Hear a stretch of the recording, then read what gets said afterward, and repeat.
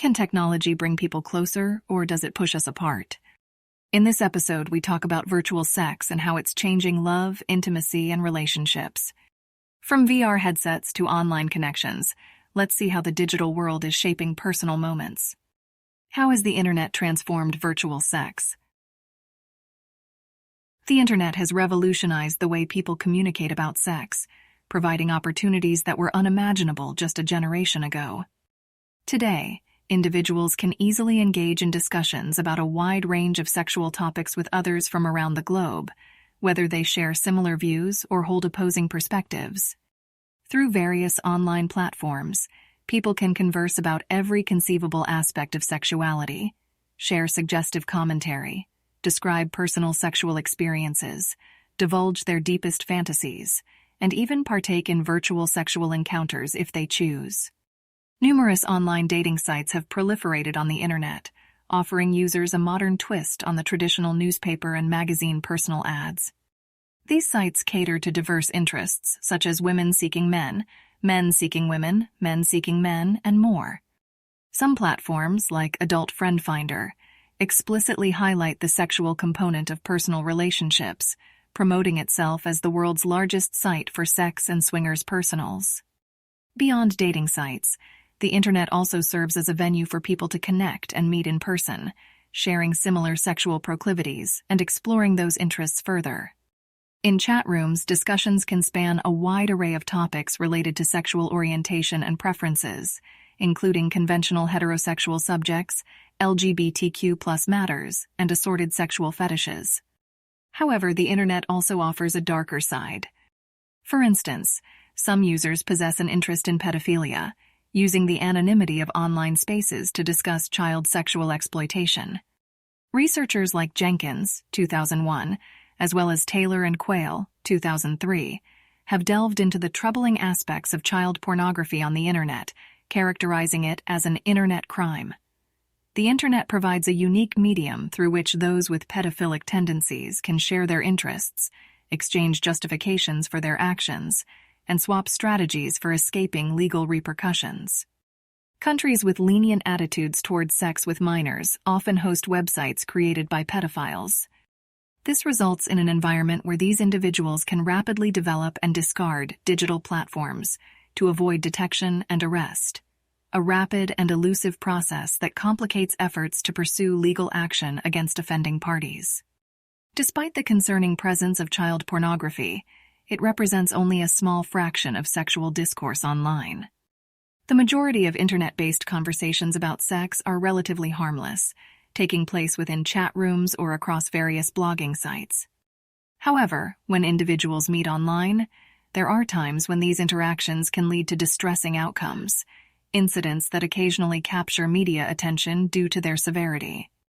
Nonetheless, the internet remains a vast digital landscape where the vast majority engage in safe and consensual discussions about sexuality. The pros and cons of virtual sexual lovers. The ongoing discourse surrounding issues related to sex, particularly in relation to pornography, has long echoed familiar accusations. These include charges of indecency, undermining family structures, enabling pedophilia, modeling unhealthy gender dynamics, fostering sexual violence, and objectifying women. However, a relatively unexplored dimension in this discussion is the impact of digital companions, specifically robots simulating sex or offering a veneer of intimacy, on the dynamics of the mating market. These sex robots, while potentially expensive, are perceived by some users as a worthwhile investment when compared to the costs, both emotional and financial, associated with traditional courtship and marriage. There is no requirement to extend marriage rights to robots. Their mere presence and the competition among manufacturers to fulfill demands for marital-like services are sufficient to pose a threat to conventional marriage. Throughout history, from VCRs to flat-screen televisions and laptop computers, competition and advancements in manufacturing have transformed luxury items into mainstream, affordable products. Should sex robots follow this trajectory, they may offer an inexpensive alternative to both sexual engagement and emotional closeness. Although these robots may not provide an ideal or even a satisfactory replacement, they will likely attract some portion of the existing demand. Should manufacturers primarily focus on satisfying male demand for heterosexual encounters, a direction that current trends indicate, they might further decrease marriage rates and the number of people entering committed relationships.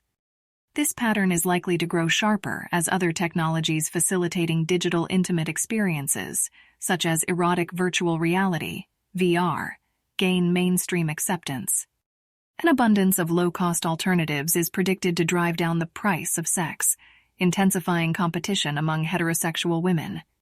This competitive landscape might lead to an increase in sexualized self-presentation on social media, greater societal pressure to share explicit images, and an even stronger fixation on appearance, weight, clothing, and luxury items, exacerbating trends that were already evident by 2020. Just as internet pornography has generated decreased enthusiasm for committed, monogamous relationships, digital companions could similarly dampen the interest in long-term partnerships. Those who engage with digital companions, as well as individuals who have stable jobs and incomes, might not find this shift alarming. However, for many individuals, especially women, marriage has historically served as a key avenue for upward social mobility. A decreasing demand for long-term partners and spouses, notably from affluent men who can easily afford digital companions, may further restrict this pathway and potentially worsen women's socioeconomic conditions. In response, there is likely to be mounting political pressure to enhance women's job opportunities, salaries, and the social safety net. The way in which governments address these challenges will significantly influence the overall quality of future societies. To counterbalance the negative implications of a society influenced by digital companions, we might look at extending the price-lowering benefits ushered in by the sexual revolution. Embracing a more flexible, less reproductive-centric perspective on sex might bring benefits across all genders and sexual orientations, aiding in the breakdown of prejudices and barriers to equality. With a less competitive mating market, there is potential for a reduction in male violence, both interpersonally and toward women. Social progressives may identify these developments as advantageous for marginalized populations, including lower-income groups, women, and sexual and gender minorities. How does phone sex enhance long-distance intimacy? Whether your partner resides with you or you are partaking in a long-distance relationship, technology provides a wonderful avenue to invigorate your intimate life through phone sex. This mode of connection might be especially appealing if you are not prepared or willing to engage in other forms of sexual activity with your partner just yet, or if you're simply adventurous and looking to experiment with something novel. While the concept of phone sex can be thrilling, actually engaging in it for the first time might feel somewhat awkward. Engaging in physical sex or solo masturbation can feel more straightforward, as these activities are often carried out in privacy, without worrying about others being aware. However, phone sex introduces an element where you might masturbate, though not obligatory, with another individual audibly and potentially even visually present through video, which requires a different kind of confidence. For phone sex to be a truly exciting and fulfilling experience, it's important to relinquish any self-consciousness and allow yourself to genuinely respond to the auditory and visual stimuli from the other end. Also crucial is remembering to engage in a dialogue rather than a monologue. Phone sex should not resemble a hypnotic session. Both partners should be open about expressing what they are doing, imagining, and feeling. To enhance your experience with phone sex, you may follow these guidelines. Plan ahead. While spontaneity can often amplify the thrill of sex, it's essential to avoid missteps like calling your partner at an inopportune time. Establishing a mutually convenient date and time can help in this regard. For instance, if your partner is having a rough day, your attempt at initiating phone sex might dampen your mood.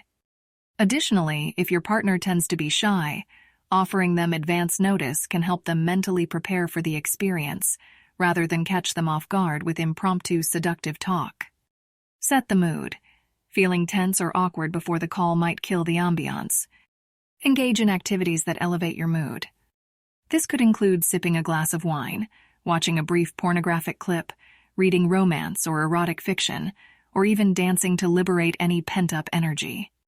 Dressing seductively and lounging could also enhance your mood. Creating the right atmosphere by dimming the lights, playing soothing music, retrieving sex toys if you use them, or lightly caressing yourself can be effective in getting into the right frame of mind. Initiate the call. There's no single correct way to approach phone sex. However, once you've connected with your partner over the phone, it may be beneficial to begin the conversation slowly. Spend a few minutes talking about non-sexual topics before gently segueing into sex-related dialogue. Softening your voice and using low tones, without fear of expressing natural moans, can make the session more enticing. Incorporating natural heavy breathing can add to the effect, but try not to artificially force a sexy voice. Ease into the conversation. You need not start the conversation directly with sex, even if both parties are aware of the session's intent. Initiate with uncomplicated subjects that can easily transition into more steamy dialogue. This gradual approach helps build anticipation and intensifies the eventual sexual engagement. What are common texting mistakes in virtual sex? Texting a man more frequently than he texts you back can potentially deter him, as research suggests. Some men, depending on their personality, may not appreciate a constant flood of texts, especially during their busy days. The continuous beeping or buzzing of their phone may become bothersome if they are occupied. If he takes a long time to reply, it's likely because he is busy, so it's advisable to avoid sending more messages until he has had the chance to respond. On the flip side, not texting him as much as he texts you can also have negative implications. While playing hard to get has its own charm, if responding to him becomes exceptionally delayed, he may perceive this as a lack of interest. This could hurt his pride, particularly if he was confident in your mutual attraction. Therefore, it's important not to be too relaxed with your text responses, as it might backfire. Sending too many late-night texts is another common misstep. Late-night texting can be thrilling when you're both tucked in and flirting. However, overdoing it may not always be advisable. While you may enjoy staying up late, he might have an early schedule. Until you know him better, it's wise to end your nightly chats at a reasonable hour. The age-old lesson, if you can't say something nice, don't say anything at all, applies well to texting. If you lack interesting content for a conversation, it's better to hold off on texting until you do.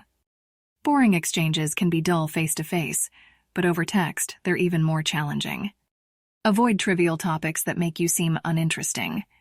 Instead, engage him with discussions on subjects you're passionate about, find intriguing topics, or simply wait until you have something worth discussing. Vagueness in texting is another frequent blunder. Often, when unsure how to reply, you might think sending an emoji suffices as a cute answer. However, this can come across as vague if the conversation warrants more substantial feedback. Most men prefer direct and clear responses, unlike the subtle hints women might drop. If he asks a question, he expects more than a cryptic emoji. Sharing too much information, or TMI, should be reserved for people you know well. In a developing dating relationship, it's important to refrain from oversharing through texts.